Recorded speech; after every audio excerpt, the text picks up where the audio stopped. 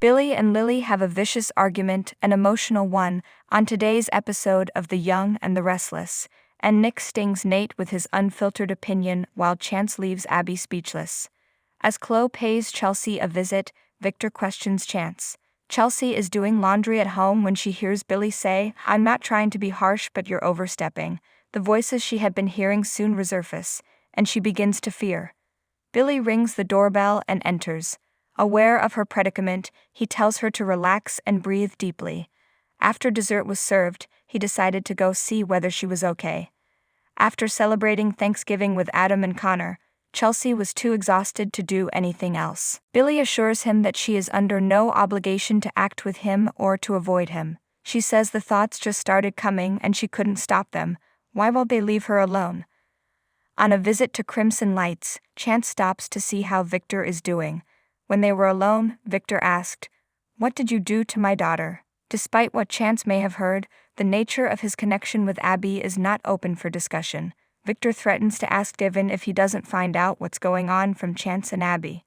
He says Abby was furious over society last night, but when Devin walked in, she immediately calmed down and greeted him cordially.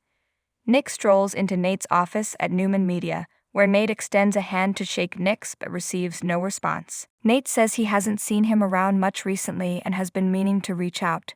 Nick claims he has been busy with other things. Nate proposes lunch, but Nick has a full schedule.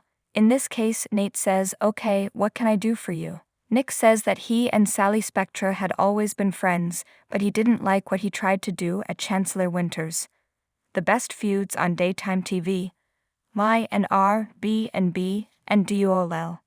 Nick hears from Nate that Sally was a visionary, and Nick agrees that she was wrongfully fired, although if it was Victoria's decision. Nick is well aware that he was fortunate to land this position because he was prepared to jeopardize his family's reputation in order to aid his sister and himself. Nate informs Nick that he's missing out on a lot of action at Chancellor Winters because he wasn't there.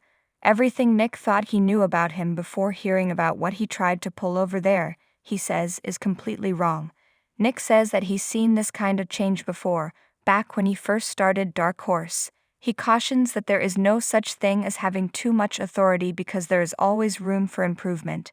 Nate claims that unlike Nick, he was not groomed for the stewardship of a multi-billion-dollar enterprise and that he has always sought for opportunity rather than power. Working in this capacity will provide him with yet another avenue to fulfill his life's goals and make a positive impact. Nick emphasizes once again that the high from power is very temporary. "It breaks my heart because I don't think I can trust the man you've become." Chloe visits Sally's suite full of enthusiasm about their forthcoming business venture, which will be funded by Nick. Sally admits she declined his loan offer. She admits that doing so just didn't feel right. Surprised, Chloe hears that the redhead has no interest in launching a clothing business. She offers Chloe another viewpoint, saying that anyone would be fortunate to have her as a companion. "What is this?" Chloe inquires. "Are we officially over?" Sally says it's up to her if she wants to get involved in their new business. Chloe claims to be on board. Nonetheless, she is curious as to Nick's reaction to the denial. According to Sally, he got it. Chloe probes if she's happy with her decision to go with the brother who displays genuine human feelings. Sally comes to Adam's defense, but he seems more concerned with his own pride and desire to win than with her. Chloe wants to know about the process of creating a new business strategy.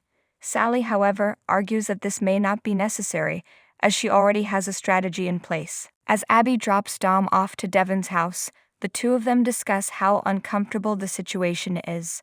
They're both feeling like their lives are completely off the rails, and she's wondering if it's time to talk about it. Billy, who visits Chelsea at her apartment, doesn't know why Chelsea is thinking these unsettling thoughts, but he does know that Chelsea's life hasn't been easy. As a result of her experiences, her brain is adapting and developing strategies to increase her chances of survival. He surmises that she is still in survival mode since her mind believes she is constantly on the verge of danger. Chelsea is amazed that he seems to understand what she is going through. Billy elaborates, telling her that despair can hit her like a truck, but that she must not give in to her fears and agony. It's easier said than done, according to Chelsea. Chance tells Victor at Crimson Lights that things aren't going well between him and Abby. She feels like he prioritizes his career over her and Dom, while he regrets their hasty marriage and time away. Relaxed, Victor exclaims, "Whoa, it never occurred to me. Are you in love with her?" Chance does, but it's more loving to let her go now before things grow worse. The question that Victor demands be answered is, when am I not being told? When Abby and Devin get together, she tells Devin that she and Dom spent Thanksgiving apart. When he wonders why she didn't just visit, she explains that she wasn't prepared to field questions from his relatives. They discuss a man named Chance. Abby is skeptical that he will want to reconcile, while Devin is reluctant to completely give up on the marriage. According to Abby, he has been unyielding thus far. If things don't work out between them, Devin is confident that they'll be wonderful co-parents. Abby appreciates Devin's reassurance that their friendship would remain intact despite the incident. At Chelsea's house, Billy points out that the pleasant chat she had with Johnny the day before was all Johnny's initiative and not the result of any outside influence. Both he and Victoria are following Johnny's lead. Chelsea inquires if he informed Victoria of the incident. The two exchanged a few words, and Billy explained why she needed to know Johnny's reaction. Chelsea's brain, he assures her, can learn to adapt to anything life throws at it. In the event that she needs him, Billy promises to be there.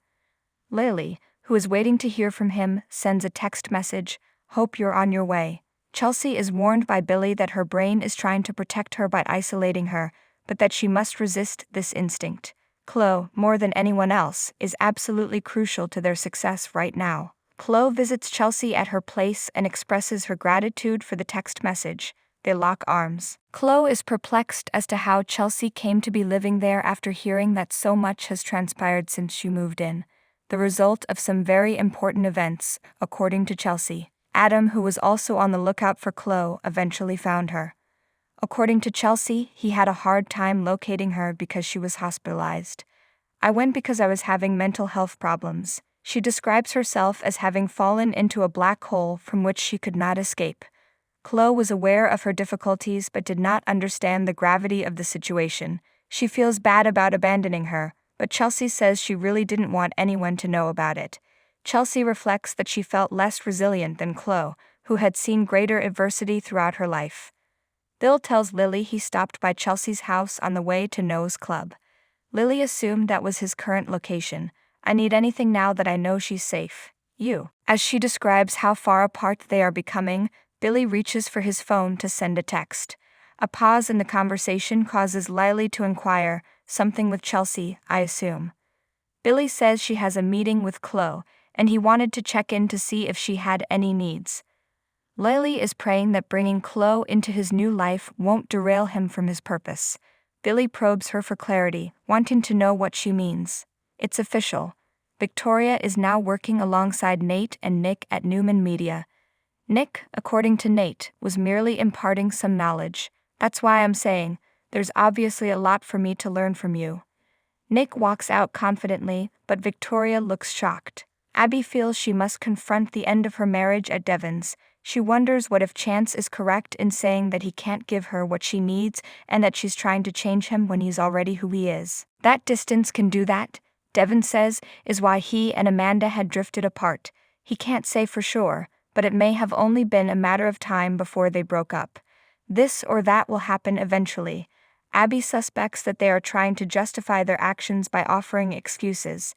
"What we did was completely inexcusable." Devon is sorry if he'd offended anyone, but he stands by his previous statement.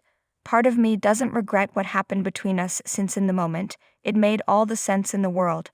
They lean in for a kiss, but then Dom starts crying and they break apart. Over at Crimson Lights, Chance expresses his sorrow to Victor, letting him know that he too is saddened by Abby's pain. Victor orders him to take action. Chance argues that sometimes just giving something space can help it heal. Victor tells him that he made a commitment to elevate his daughter. "If you say anything, do you stand by it?" The importance of family will become clear to him as he matures, he said. She visits Chloe at Chelsea's and admits that she is at a loss to compare her own grief to Chloe's after the latter's loss of Delia. As Chloe points out, it's not a race, and trying to lessen your own suffering by looking at that of others won't work. Chelsea claims she was on the brink of collapse and is now willing to seek treatment. Chloe gasps. According to Chelsea, Billy intervened. When he came into my life, he made sure I would live. Lily tells Billy at Noah's club that she thinks he's trying to forget about leaving Chancellor Winters by focusing on the quest to save Chelsea. You claimed you were leaving your job in order to follow your true calling, but so far you've proven yourself incapable of following through. When she responds that she can, Billy checks to make sure she can actually hear him. Can you see yourself? Lily retorts. He acts as though Chelsea needs him to survive despite the fact that she has a sizable support system. To Billy's dismay, she seems to be leaving immediately. Lily claims he wants to fool himself into thinking he's being selfless by staying up all night to make sure Chelsea is okay, but in reality he's just trying to avoid responsibilities. And Billy is quick to respond, "There it is, now you're genuinely stating the truth." Lily expresses concern for Billy and Chelsea, saying, "You don't know what you're playing at with this." Lily is concerned about how Chelsea will reestablish a sense of stability in her life while avoiding him. Billy says she should have some backup, and I agree.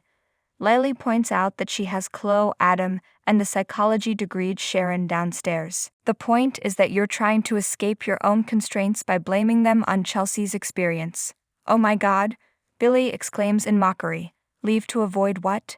The employer, Lily says, has been quite supportive. That's just who he is. Always looking for the next rush. And right now, the next peak is saving Chelsea. Billy is stunned by her nasty and judgmental behavior. He says, "And now you're going to pull Chelsea into this?"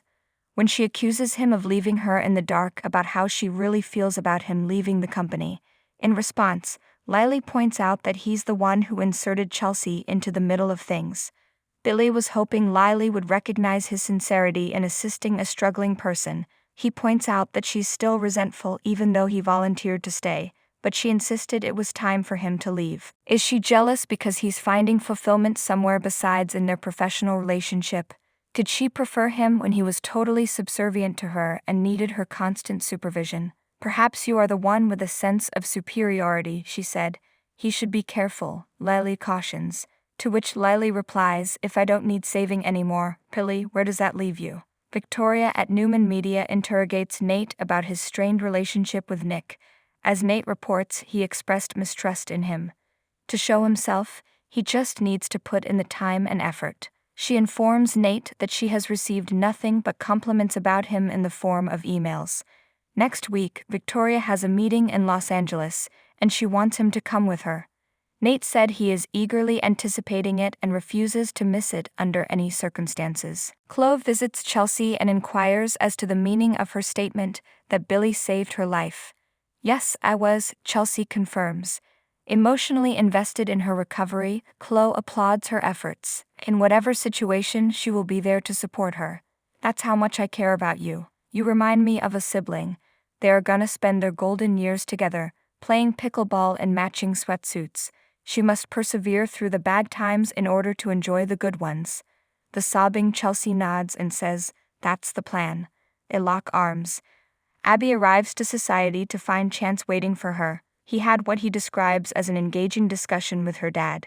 Chance claims he hit her and took the rap for everything that went wrong. He had no plans to tell her family or anybody else about what had happened to her. His reflections on the issue led him to conclude, I believe there's one thing on which we can agree. A confident Abby responds, yeah. According to Chance, dragging this out any longer would be a huge mistake. If they want to do what's best for themselves and their children, they should get a divorce right now. Abby flinches.